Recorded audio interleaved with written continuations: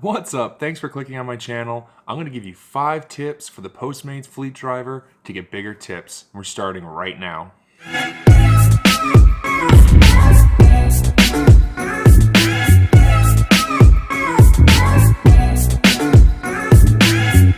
If this is your first time on my channel and you want to grow, be a better delivery driver, then make sure you hit that subscribe button, hit that notification bell. You won't miss any of my awesome content. Also, if you want to start driving for Postmates and you want to support me and my channel, then absolutely use my code right here. And as always, in every one of my videos, there's a link in the description with my code to get signed up.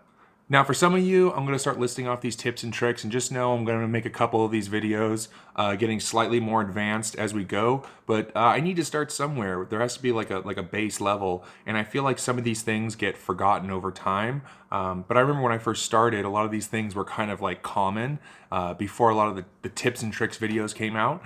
So I'm just going to kind of rehash all the stuff that the customer expects you to do in order to get a tip. This is a good time to point out that this is not going to have to do with like getting big tips or guaranteed tips or anything like that. This is just kind of going down the checklist of all like the major things that a customer will check off in their mind. And if you don't meet one of these criteria, chances are you're not going to get a tip at all.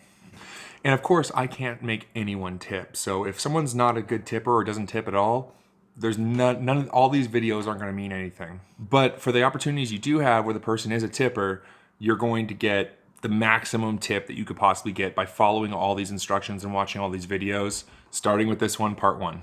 Number 1, was the order correct? Seems so simple. I can't tell you how many times I've watched drivers, they grab the food and they run out the door. And I'm guilty of it sometimes too, but I have to take a moment to kind of open it up. And even if it's just like Chipotle, if it's a burrito and a steak bowl with chips and queso, I go, that looks like a burrito, that looks like a bowl, that looks like chips. Get out of here.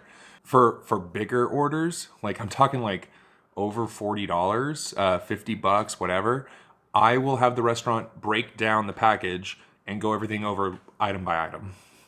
I know you're sitting there thinking that's a ton of extra time, but how much time are you going to waste going all the way to the restaurant, waiting, picking it up, driving all the way to the customer, only to find out you're missing some queso dip and they're not going to tip you because of it? I can absolutely speak from experience. When stuff that I order doesn't arrive and I get no notification and they just show up and they're like, yeah, I don't got it, here you go. I'm genuinely upset and I typically don't tip. It is our job to check the bag, so definitely check the bag. I'm not saying open up the boxes of food and be like, yeah, there's no cheese on this, that's good. But like, you should, like if it's 2 burgers and a fry, you should see 2 burgers and a fry. That's all I'm saying. Making sure everything that arrived, that was ordered, is a good way to ensure that if the customer is gonna tip, that you get that tip. I actually find the number one thing that the restaurants will forget is the drinks. And so what I do is right before I show up, I click the view items and I'll kind of just skim it. And I'll look for special notes like extra ranch or, hey, I want a Sprite or something, or kids chocolate milk. And I'll get up there and they'll almost always hand me a bag of food. And I'll be like, the drink? And they're like, oh, the drink. Yes, the drink is important. And so definitely use that as a tool. I find the majority of things that are missed are the drinks. So just if you see a drink on the order, just make sure you visibly see that drink because it's most likely going to be missing. Tip number 2, were all the notes met? Now, this can be kind of a tricky one because notes come in a variety of different forms. So it's always important that you're really just, even if it's a pre-placed order, scour that list because you'll see sometimes it'll be like hamburger, extra rare, lettuce, you know, and there'll be like 15 instructions. And then you get to like the 16th instruction and it's like, by the way, I have a nut allergy. There better not be any nuts on it. And it's like, wow, that's the first one I would have put. So you go in and you go, hey, just make sure that there's no nuts on this. And they go, oh yeah, you're good. And so, or they say, hey, you know, extra whatever. Did you grab that extra whatever? And not only for when you get to the restaurant, but in general, when you arrive to the home, it may say call when you arrive, text when you arrive, don't knock on the door, meet me outside, a lot of different things. So what I like to do is, obviously I check the order while I'm at the restaurant, make sure I'm fulfilling all the notes. After I hit picked up and complete pickup, and I'm basically getting in my car, I look at the notes again. And the notes will say, you know, the new customer special note pops up and it might say, hey, we have dogs, knock when you arrive. Or sometimes that's when they put, hey, I want extra ranch. And you have to like run back into the restaurant and get the ranch. So that's very important. I also recheck the notes when I arrive. That's right, I do double duty. I'm checking it when I'm leaving because I'm just making sure that the customer didn't mess up and put like a food order note in there. But also I'm checking to see, like, it might say, hey, don't take First Street, you got to come in on Second. And I check my GPS and it's taking me First Street. So it's like, good to know. But why do I check it when I arrive? Honestly, I'm a forgetful dude. So I'll show up to the drop off knowing full well in my mind the note says call when you arrive, I have dogs and the kid's asleep. And if I don't check it when I arrive, like, because I just drove 3 or 4 miles, I'm listening to a radio show, I'm listening to a podcast, my mind's engaged, and I just show up and I just want to get the thing out of my car. And so I roll up and I knock on the door, and literally in that instant I'll go, aw, crud. So when I arrive, I just go, mate, did I get all these? Yes, Mr. Shinobi, I always read the notes. So I always read the notes twice, when I pick up the order before I leave the restaurant, and when I arrive at the residence. Some may call me OCD, but you're not going to get me because I slipped on your note because you wanted to hide it. Is the order being delivered in a timely manner?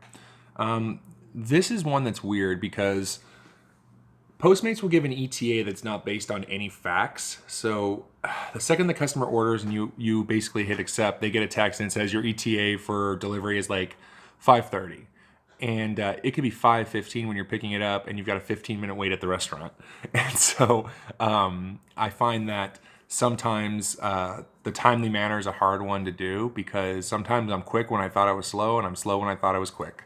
So I find it best to accept orders within reasonable distances. Sometimes Postmates will give you an order that's 10 miles away, but it's not your priority to accept that order because, you know, 10 miles, 10-minute drive, 15-minute drive, whatever it is, then you got to get there, then you got to order when you arrive, then you got to wait another 10, 15 minutes, then you got to drive the 5, 10, 15 minutes to the customer. So all of a sudden that ETA just gets so drawn out. So really I like to accept orders that are kind of close. Not necessarily the drop-off's close, but the pickup is close. When I go in, I always bring my thermal bag in and I kind of hold it up like this with the app. And that way, even if there's a line of people, the guy at the register goes, yeah, I see you. I'll get you in a second. Because I want to get in and out as quickly as possible. Like my goal is like, I'm not a customer here. I'm not like waiting in line. As often as I can, I'm not waiting in line at the restaurant. I'm literally like pushing my way to the front and then I'm like barging my way out to my car as quick as I can.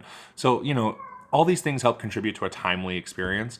But once you get past that ETA, like I've gotten a phone call where essentially here was the scenario. I accepted the order. I immediately began heading to the restaurant, which is about 3 or 4 minutes away. I get to the restaurant, I place the order, and I proceed to wait about 25 minutes. Now, this time I should have called the customer because it wasn't going to be in a timely manner. And by communicating with the customer, giving them a text or something, just say, hey, it's just going to be an extra minute. That really opens up the avenue.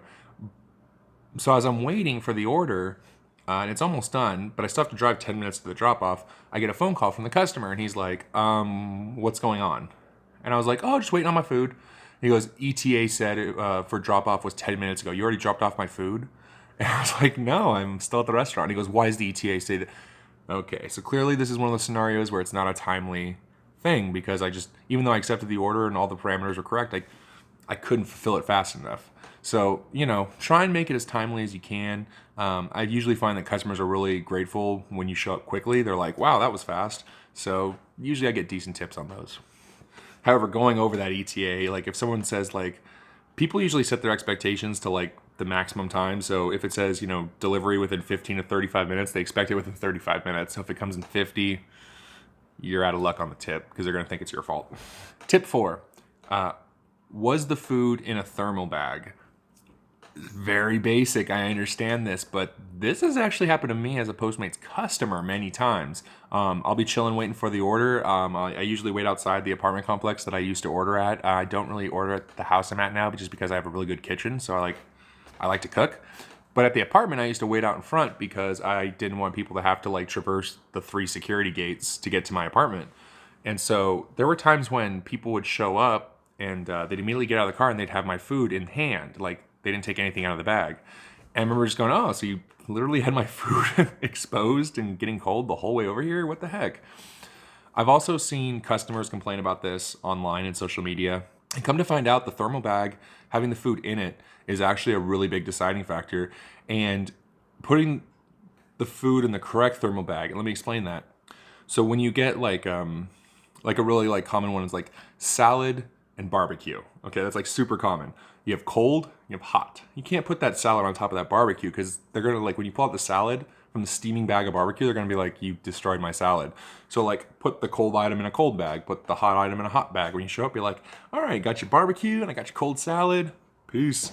So that way they're basically like, oh man, everything's in the thermal bag. This is why I'm using this service. Use your thermal bag. Typically those Postmates thermal bags that now cost $6 don't hold a whole lot. Go to Costco, go to Sam's Club, get a giant beach style thermal bag. They're pretty cheap. Lastly, and I think this is the most important one, were you polite? Straight up. And people can read like fakeness, like just like you're watching this video and you're like, you can decipher every movement I'm making and every insecurity and everything. So can customers. So the difference is this, being in customer service for many years, don't fake it, but be genuine. So I've had Postmates drivers that do this. Here's your order. As opposed to, hey, Paul from Postmates, I have your order. Sweet. Well, hey, enjoy. I just think that's a little bit more heartfelt. I've had customers say really silly things to me, like just things that are just dumb. Like, no offense to my customers, I love all my customers, but they'll say things like, well, that was really easy. And that's like your time to like play into it, having been in customer service for so many years. So like when someone gives you an easy curveball like that, like just really lean into it and just, I know, totally, the service is super easy. We're just here to like help you out and get it all here for you and do it as quick as possible. You know, give us a call if you ever need us again, you know, that kind of stuff. People eat that stuff up. The truth is, being polite equates to tips. I've gone so far as to put a senior citizen who was, you know, kind of disabled, put his groceries away, and I got like a $10 tip from Walmart of all places. So it does pay to be polite in this business, in this job. Too often we're looking at that blitz bonus and we're going, here's your order, here's your order, here's your order, here's your order, here's your order, here's my pen. And then at the end of the day, you go, what's this $1 tip? What's this 50-cent tip? How come I only got a 1-cent tip? And it's like, well, you may have worked hard and gone fast and done everything right and put it in the bag.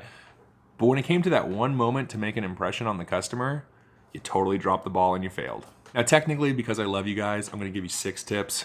The 6th tip is actually, it's kind of stupid. And you know what? You can take it any way you want and you can throw it off to the garbage. That's why I really didn't include it in the main 5. This is more my personal opinion, and I've actually seen customers be for it and be against it. So there's 2 minds to this, and that's why I'm kind of including it. Dress appropriately. Like, it's that simple. I wouldn't wear your night clothes, like your sleeping gown, your sleeping shirt, your sleeping pants. I have had someone deliver to me in sleeping clothes, and I was like, I know you think like this is cute, but like it really just shows that you don't care, and like what else do you not care about when you're handling my food? It's all subconscious. It's all things that I think in the back of my head. But on social media, I see a lot of people for it and against it as well. So like you'll have people that'll be like, oh, best Postmates driver ever. They showed up in their sleeping pajamas. That's so funny. Ha ha ha ha. And then you have the polar opposite, like how unprofessional this person showed up in their sleeping pajamas, not ha ha ha ha ha. And so, you know, one of the things I like about Postmates is you don't have to wear like the shirt or their hat. I mean, you can, but you don't have to. Typically, I mean, I'll wear a hat even with a logo. I'll wear a t-shirt with a logo. I'll wear a button-up. I'll wear a sports jersey. I'll wear shorts. I'll wear pants. I'll wear jeans. I'll wear tennis shoes. I'll wear anything that I can walk in.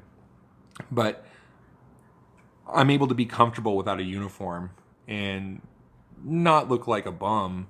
I would just say don't look like a bum and don't smell bad.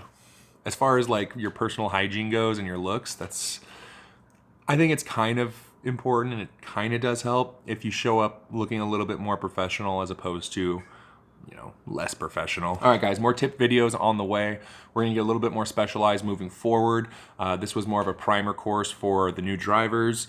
Definitely make sure to subscribe, hit that notification bell. Use my code if you want to start driving for Postmates. It's in the description. And if you want to support me also, you can do a one-time cash donation or a monthly donation to my Buy Me a Coffee link in the description below. Catch you on the next video. Hey, Paul with Postmates.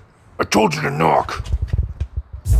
¿Qué onda muchacho? Arriba las manos, caballo moreno, penetra tu barrio. Te enseño a rolas de rock, back frente.